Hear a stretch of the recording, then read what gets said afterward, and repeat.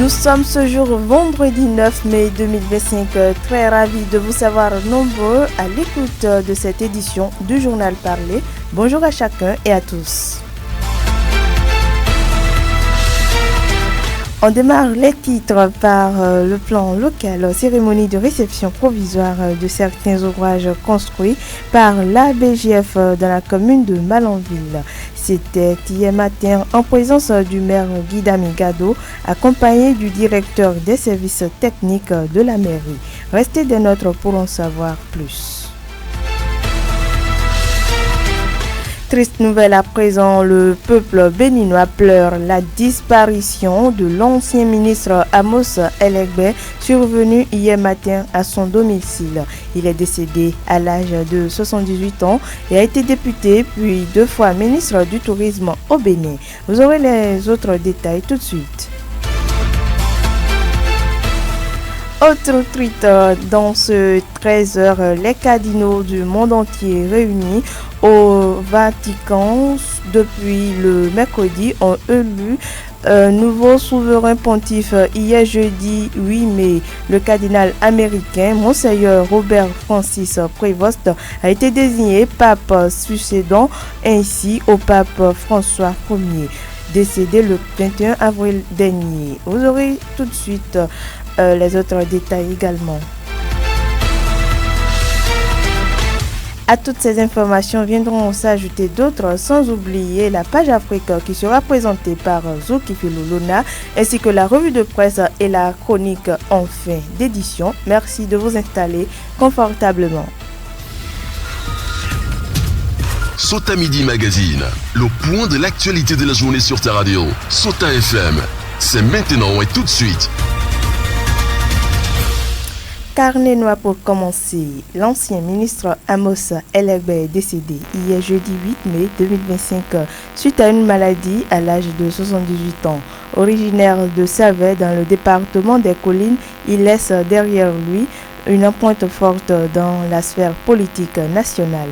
Ministre du Commerce, de l'Artisanat et du Tourisme sous le régime du président Mathieu Kérékou, puis conseiller spécial du président Boniaï, il a également siégé à l'Assemblée nationale. Sa longue carrière témoigne de son engagement constant au service de la République. D'une brève à une autre, il a choisi le nom de Léon 14, l'Américain Robert Francis Prévost, 69 ans, est devenu jeudi 8 mai 2025 le 267e souverain pontife de l'histoire, 17 jours après la mort du pape François.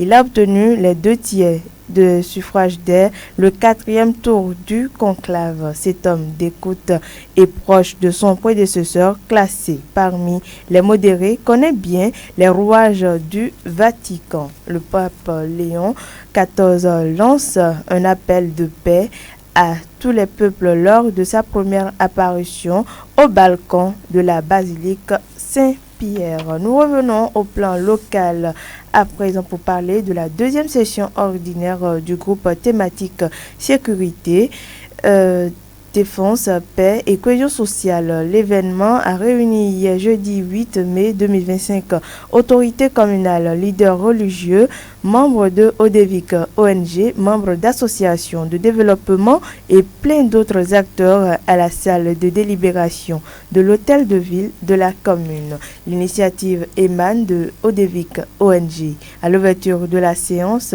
la première autorité de la commune de Malanville a souhaité la bienvenue à l'assistance et a par ailleurs invité chaque participant à apporter sa pierre à l'édifice pour l'atteinte des objectifs. Suivez pour plus de précisions Guy Damigado, maire de la commune de Malanville. Je voudrais que ce groupe soit vraiment une locomotive pour tout le reste, n'est-ce pas, de ce que nous avons comme organisation, comme structure. Parce que l'avantage donc de ce groupe, c'est qu'il y a au moins un accompagnement et ça fait qu'avec cet accompagnement, ça va permettre donc de faire l'attraction des autres comités. C'est ce qui va me réjouir, c'est ce qui va me rendre à l'évidence que effectivement nous ne créons pas les comités pour les créer, mais nous les créons pour atteindre, n'est-ce pas, un objectif bien précis. En tout cas avec actions au sein donc de ce groupe thématique paix, sécurité et cohésion sociale. La cohésion sociale est en marche dans la commune de Malanville et j'invite chacun à apporter du sien pour que cette cohésion se renforce et que donc chaque fois qu'il est question donc de se retrouver, que nous nous trouvions avec enthousiasme, que donc comme je l'ai dit, que chacun joue sa partition. Souhaiter plein succès aux travaux de la session et donc par conséquent ouvrir donc les travaux de la session en nous exhortant à plus d'assiduité, plus d'attention à tout ce qui sera dit, tout ce qui sera fait pour que réellement nous puissions sortir toujours, comme je l'ai toujours souhaité, que nous puissions sortir donc de cette session-là avec des recommandations, des orientations claires qui nous permettent réellement d'avancer. À la fin de la séance, un kit composé d'un ordinateur portatif rétroprojecteur, un appareil Wi-Fi et une multiprise de 25 mètres a été remis au groupe thématique par l'ONG pour renforcer les activités de ce groupe paix, sécurité, défense et cohésion sociale. Par ailleurs, le directeur de l'ONG ODEVIC, après présentation du projet, n'a pas manqué de remercier l'autorité communale qui ne ménage aucun effort pour la paix et la cohésion sociale dans la commune de Malanville. Il lance un appel vibrant à l'endroit des partenaires pour un appui financier à l'ONG pour son bon fonctionnement. Alassane Issifou, directeur de ODEVIC ONG.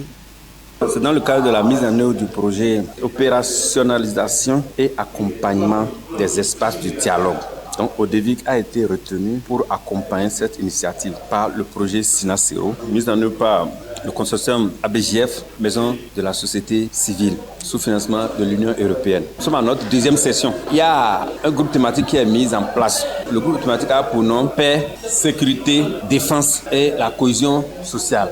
Donc, le groupe thématique consiste à mener des activités sur la paix, renforcer le vivre ensemble, la cohésion sociale dans toute entité de notre chère commune. Et cette session, est une session qui nous a permis de faire la restitution de la formation sur l'alerte précoce, la gestion des conflits. En dehors de ça, nous avons fait la remise du matériel comme l'ordinateur portatif, le rétroprojecteur, la disponibilité, le Wi-Fi, un modem avec Internet et le multiprise de 25 mètres pour renforcer les activités des sessions du groupe thématique paix, sécurité, défense et cohésion sociale. Ce que j'ai à l'endroit de la communauté, c'est de leur dire qu'il faut que chacun de nous amplifie et s'approprie cette paix-là pour que nous vivons ensemble dans la coexistence pacifique. Je tire chapeau à notre autorité locale qui est le maire, qui ne cesse toujours à chaque session, il attire l'attention des membres pour que vraiment nous renforcions le règlement des conflits à l'amiable d'abord. Et je demande aux autorités que ces genres d'espaces de dialogue, des groupes thématiques comme ça, ont besoin d'appui. Nous, en tant que ONG, nous avons 6 mois seulement d'activité. Je voudrais prier aux autorités de plaider à l'endroit de l'hierarchie à ce que le gouvernement appuie ces espaces de dialogue-là pour leur fonctionnement. Je voudrais aussi également attirer l'attention des PTF, des partenaires financiers qui interviennent sur la thématique PEV dans notre commune, de penser au renforcement du fonctionnement de ce groupe thématique pour sa vie. Maintenant, je voudrais aussi exhorter la communauté, la population, qu'elle comprenne les forces de l'ordre et de sécurité pour qu'il y ait une communication, une fluide échange entre eux, parce que ça leur permet déjà d'échanger et d'avoir les informations à temps pour agir. Les participants se disent être fiers et souhaitent une multitude de ces séances pour le renforcement de la paix et la cohésion sociale dans la commune de Malanville. Suivez. Moi, c'est Namataïla. Je suis membre de l'association MOBO pour le développement économique de la commune de Malanville. Je suis président de l'organe consultatif de la jeunesse. À mon humble avis, je pense que c'est une science auquel nous devrons porter d'importance puisque tout ce qui est relatif à la paix se trouve à ce niveau. Je suis vraiment très content et je souhaite que ces genres de sciences soient pérennisés pour vraiment la paix et soit dans la commune de Malanville. Je m'appelle Sidik Wadam Oubaka, secrétaire communal de la paix de Malanville. À la suite de cette séance, j'ai de bonnes impressions puisque beaucoup de choses ont été présentées au cours de cette séance-là. Il s'agissait dans le compte rendu des différentes activités qui ont été réalisées au niveau des arrondissements pour ce qui concerne l'enregistrement des plaintes et aussi la gestion des conflits. À vrai dire, je suis très content de la séance et que je souhaite que l'élan que nous avons pris pour ce groupe thématique-là, que ce soit un élan perpétuel. Je réponds au nom de Banya Aboubakar. Je suis membre du groupe thématique Paix et cohésion sociale. Mes impressions par rapport à la séance, au fait, c'est la joie. On était membre du groupe thématique de Garou et c'est à travers la restitution d'aujourd'hui que j'ai su ce qui s'est passé à Tombouctou et à Guinée. Donc c'est vraiment chose à saluer. J'étais vraiment fier de ça. Je souhaiterais encore ces genres de séances pour pouvoir maintenir la paix et la cohésion sociale dans la commune, grâce à ces genres de liens que tout d'abord on se connaît, on tisse des relations. D'une information à une autre, loin des fastes du pouvoir, mais toujours proche des réalités du terrain, l'Agence béninoise de gestion intégrée des espaces frontaliers, ABGF en abrégé, continue de faire montre d'un sens élevé du devoir citoyen dans la commune de Malanville. Dans le cadre du développement durable et de la cohésion sociale dans la commune de Malanville, les autorités communales ont accueilli ce jeudi 8 mai 2025 une délégation de l'ABGF. Présent à cette cérémonie, la première autorité communale a procédé à la réception provisoire de certains ouvrages construits par l'ABGF dans la commune. Écoutons le maire Guidami Gado. Aujourd'hui, nous sommes en train de réceptionner deux infrastructures. L'une, c'est la maison des jeunes qui a été entièrement rénovée et qui a donc bénéficié d'une dotation donc, en meubles. Donc, je crois qu'il y a 40 bancs de 3 places qui doivent donc meubler la maison des jeunes. Il y a environ une douzaine donc, de tables, de chaises qui sont placées donc, au niveau du podium pour abriter donc, les grandes cérémonies. En dehors de ça, et ce qui est aussi fondamental, c'est la dotation par la BGF de 10 ordinateurs. Et ordinateurs avec clavier, tout, avec des tables qui donnent lieu à des supports à ces ordinateurs-là. Tout ça, ça a mis donc la maison des jeunes dans une situation où maintenant la jeunesse de Malanville peut en être fière. Parce qu'à partir de maintenant, on peut dire qu'un certain nombre de besoins ont été comblés dans cette maison des jeunes pour répondre aux besoins donc, de la jeunesse. Deuxième étape, c'est là où nous sommes actuellement, c'est la construction de 10 boutiques dans le cadre d'un mini-centre commercial que donc, la BGF a soutenu la commune de Malanville, la mairie de Malanville pour la construction donc, de ces 10 boutiques. Avec ça, nous pouvons dire que c'est aussi un ouf qu'on a donné donc, au développement local et par conséquent à l'économie locale. Parce que bientôt, ceux qui vont accueillir ces boutiques vont y mener paisiblement donc, leurs activités. Ça fera que donc, l'économie sera encore plus boostée. Ce geste symbolique et salutaire s'inscrit dans une démarche tournée vers l'amélioration des conditions d'apprentissage au sein de la jeunesse et surtout la promotion de la paix, de la sécurité et de la cohésion sociale à Malanville. Occasion pour le maire de la commune d'exprimer sa gratitude. Guidami Gado, qu'on écoute.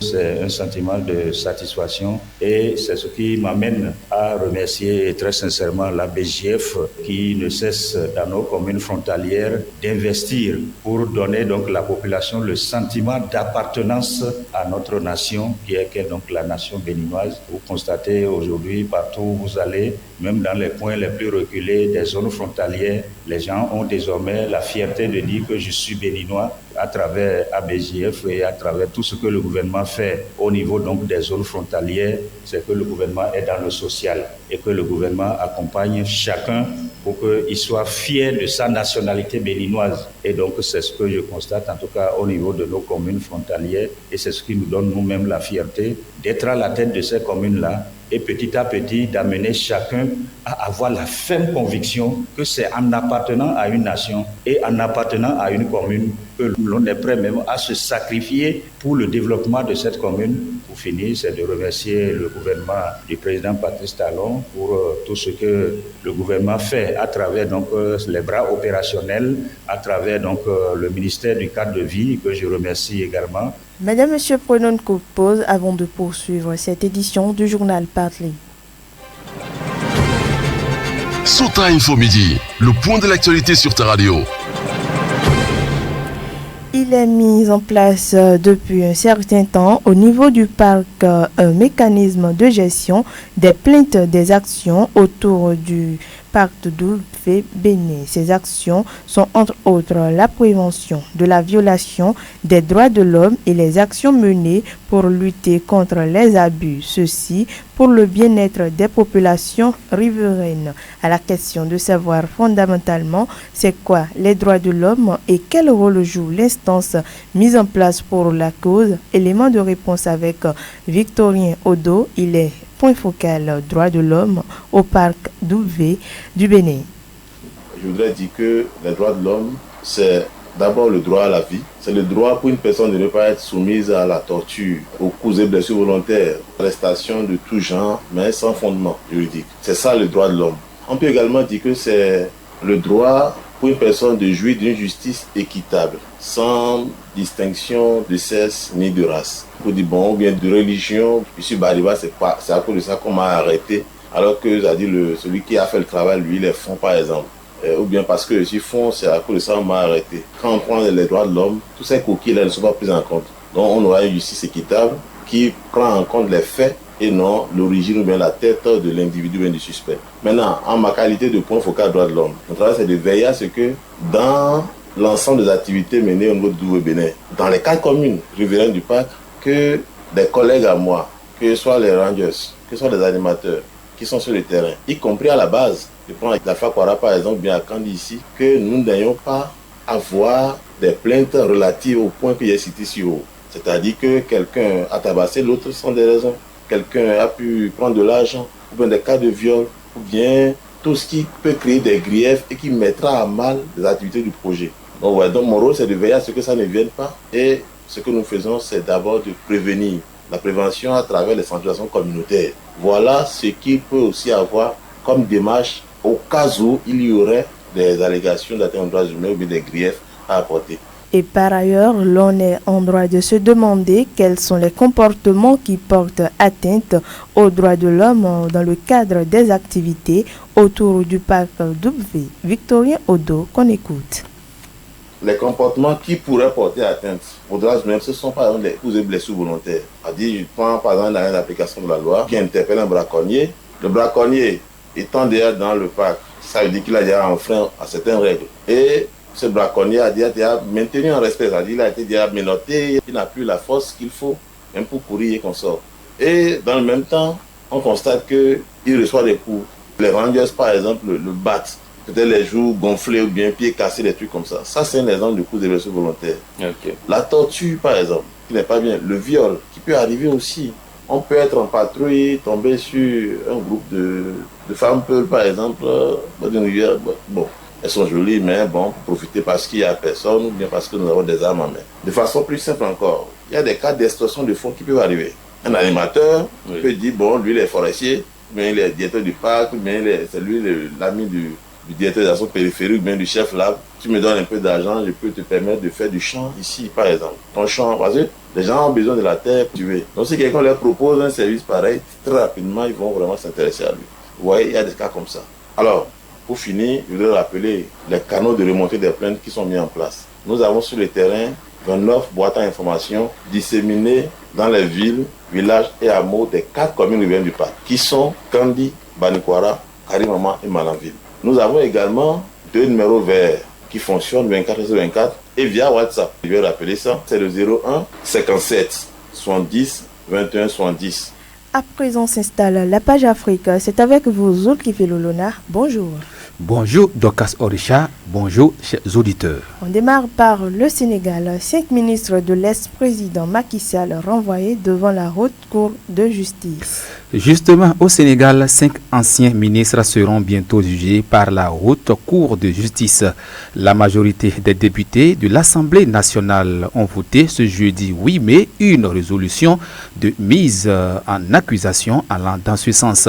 Dès lors, va s'ouvrir sous peu une série de procès devant cette juridiction spéciale, seule habilitée à connaître des faits reprochés à l'ancien ministre au chef d'État.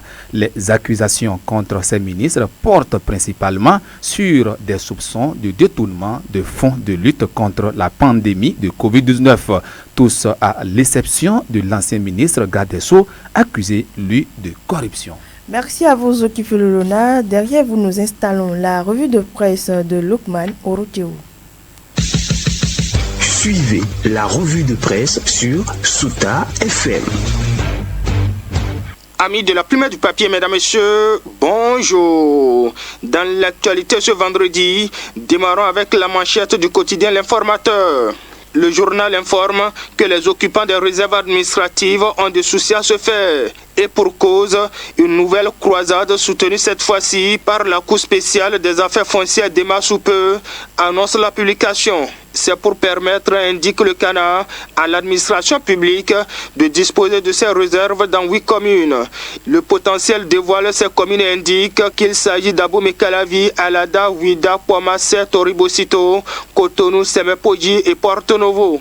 Le quotidien souligne que les maires et les secrétaires exécutifs des 8 communes concernées ont été instruits à l'effet de conduire et de boucler cette opération d'identification et de libération des réserves administratives d'ici fin juin 2025. Et pour ceux qui défient l'insomnie pour refermer les paupières, le sommeil vire au cauchemar, caricature mon confrère qui estime que ex-maire, ex-chef service des affaires domaniales, met en poste conseils municipaux et communaux, anciens ou encore au poste et d'autres cadres des mairies sont sur le qui-vive. Les prochains temps seront douloureux, craint le potentiel. Dans la suite, en note politique, Matin Libre s'intéresse à l'après sortie et critique de Maître Adrien Ngwedji contre la rupture. Quand le divorce officiel s'interroge en une Matin Libre qui revient sur chacune des sorties de Maître Adrien Ngwedji. Quand on fait tout ça, la suite logique, c'est de claquer la porte, estime Matin Libre qui note que pour l'opinion publique, ces sorties très critiques sont le préalable à une rupture du banc imminente avec l'Union progressiste, le renouveau. Mais quand s'interroge le Canard? En attendant que mon confrère n'ait de réponse à sa question, ainsi dans la suite, le potentiel nous conduit à Kandi évoque le décès d'un détenu dans une cellule au commissariat. 2 enquêtes sont ouvertes, rapporte le quotidien qui voit l'épée des sanctions en l'air. Les policiers accusés de coups et blessures mortelles sont dans le viseur, estime le journal. Et d'un commissariat à un autre, la même publication, mais dans un autre article, rapporte que le commissariat central d'Abomey-Calavi a procédé à l'arrestation d'une vendeuse de faux médicaments. C'était hier jeudi 8 mai, précise le potentiel. Dans la même veine, le matinal renseigne qu'une dame est en garde à vue à OOD pour trafic illicite des produits pharmaceutiques. À en croire la livraison, dans la soirée du mercredi 7 mai, une dame transportait 2 colis contenant une importante quantité de produits pharmaceutiques contrefaits. Elle a été interpellée par les éléments du commissariat frontalier d'Owode Pogidi qui menait une opération de patrouille ciblée. Interpellée est en garde à vue, précise mon confrère. Pendant ce temps carnet noir au Bénin, l'ancien ministre Amos Elegbe a tiré sa révérence. Pleure le potentiel, les 4 vérités, le routier, la nouvelle tribune, l'autre quotidien. Oui, confirme la boussole, l'ancien ministre Amos Elegbe s'est éteint à 78 ans.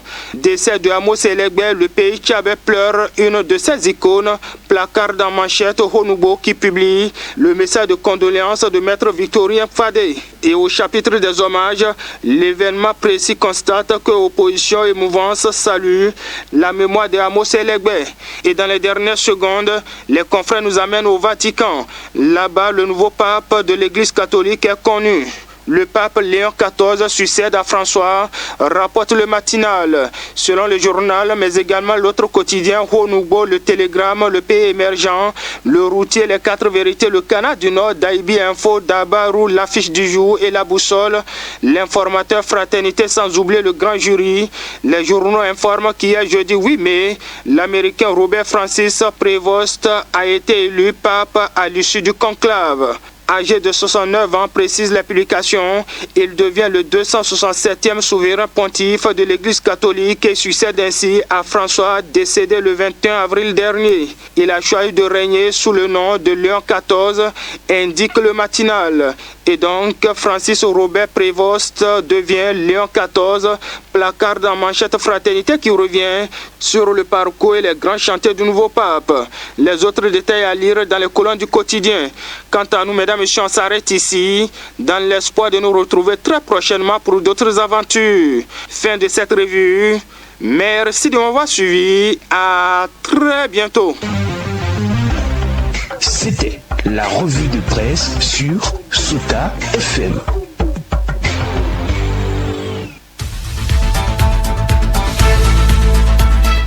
Mesdames, Messieurs, ce sera tout pour cette édition du Journal Parlé. Merci pour votre aimable attention. À la présentation, je suis Dorcas Orisha, mise en onde Aboubakar Doko. Et suivez tout juste après nous la chronique de Alassane Sanibio. Bonne prière à la communauté musulmane. C'était Sota Midi Magazine, le rendez-vous informatif de la mi-journée sur Sota FM, la radio de l'espoir. Merci pour votre fidélité. Suivez la chronique en français facile sur Sota FM. La chronique en français facile sur Sota FM. Alassane Sani Bio.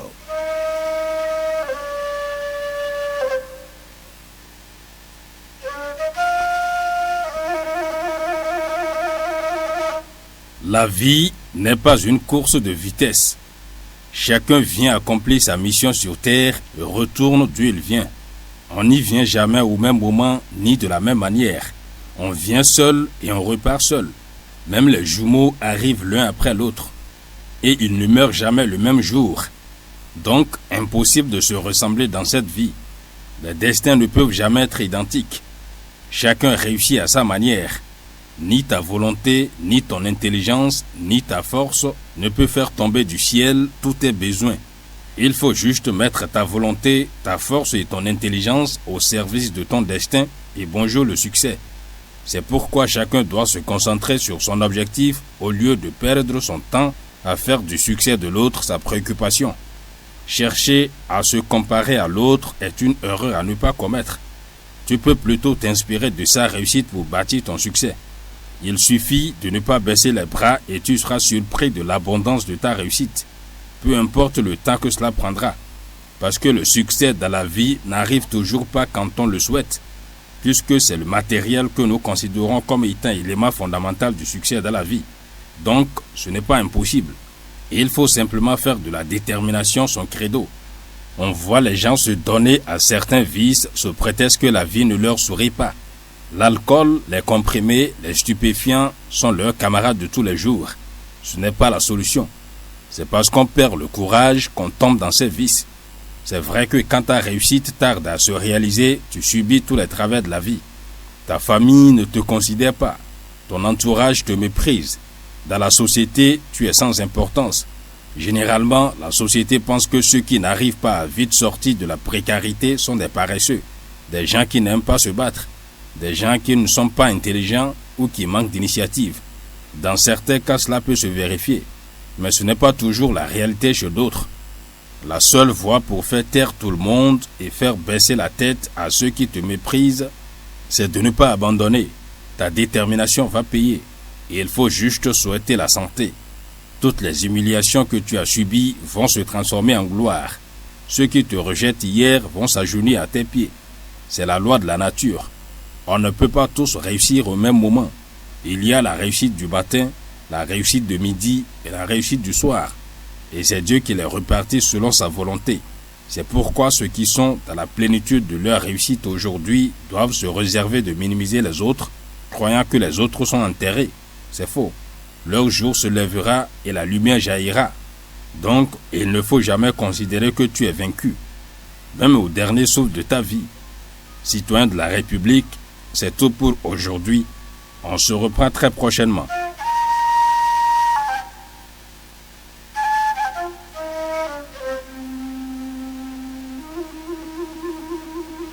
C'était la chronique en français facile sur Sota FM.